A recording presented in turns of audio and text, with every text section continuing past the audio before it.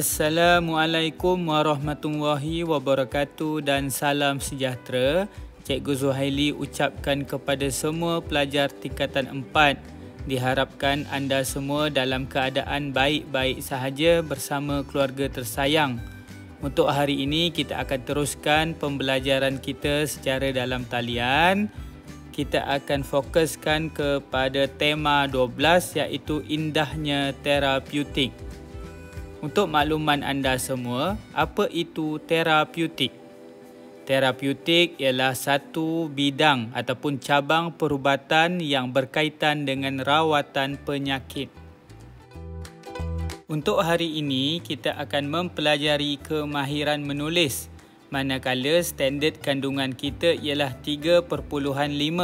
Menulis untuk mengolah maklumat bagi menghasilkan pelbagai bentuk penulisan dan grafik.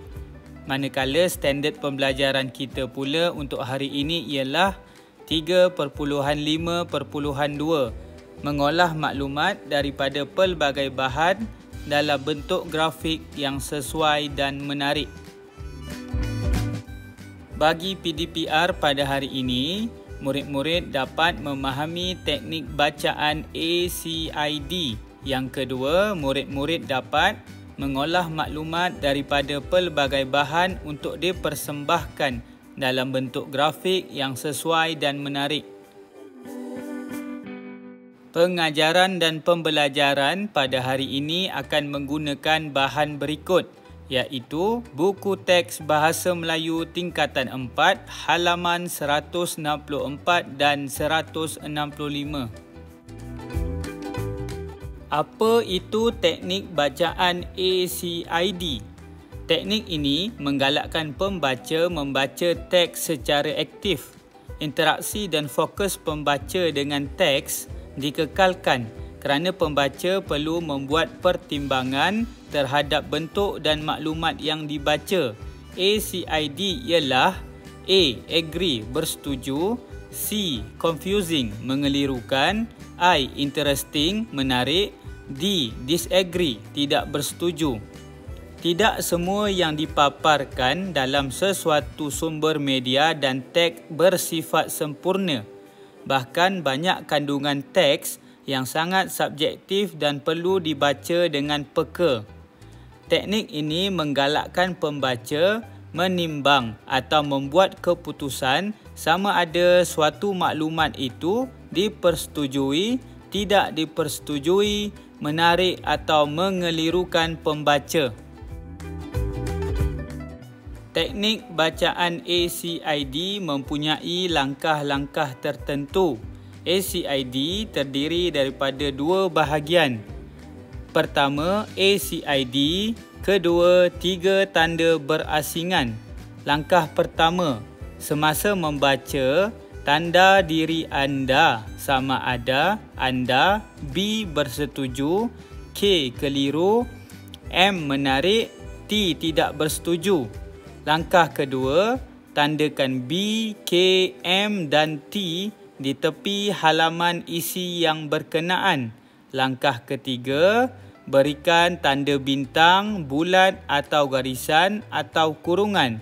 Akhir sekali, petunjuk pandangan pembaca seperti bersetuju atau tidak bersetuju boleh dijadikan asas perbincangan. Okey, baiklah pelajar. Di sini cikgu telah masukkan contoh teknik bacaan ACID dalam sebuah petikan yang telah dilaksanakan teknik bacaan ACID. Jika anda semua perhatikan, adanya huruf B, K, T dan M. B membawa maksud bersetuju, K keliru, T tidak bersetuju dan M menarik.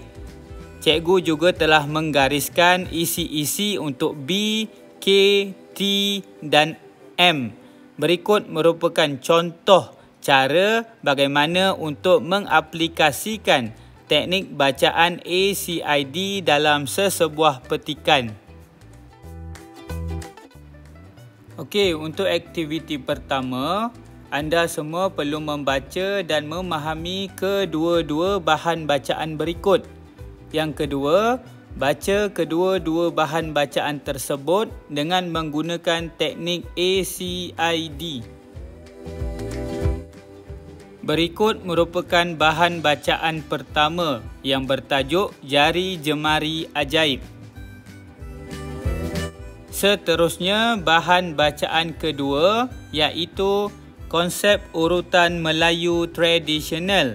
Setelah habis membaca kedua-dua bahan bacaan, para pelajar perlu melaksanakan teknik bacaan ACID terhadap bahan bacaan 1 dan bahan bacaan 2. Untuk latihan PDPR pada hari ini, berdasarkan kedua-dua bahan tersebut, olah maklumat daripadanya dan persembahkan dalam bentuk grafik yang sesuai dan menarik. Antara contoh bentuk grafik yang boleh dihasilkan ialah jadual, graf, carta pai, peta minda dan carta aliran. Setakat itu sahaja pembelajaran kita pada hari ini. Jika anda mempunyai sebarang pertanyaan ataupun kekeliruan, bolehlah menghubungi guru-guru subjek Bahasa Melayu anda semua. Sekian, terima kasih.